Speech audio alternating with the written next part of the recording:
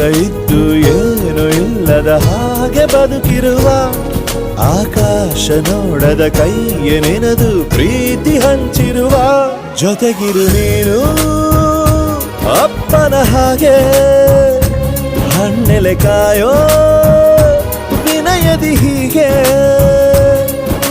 ನಿನ್ನನು ಪಡೆದ ನಾವು ಪುನೀತ ಬಾಳು ನಗು ನಗುತ್ತಾ ಬೊಂಬೆ ಹೇಳುತ್ತೈತೆ ಮತ್ತೆ ಹೇಳುತ್ತೈತೆ ನೀನೇ ರಾಜಕುಮಾರ.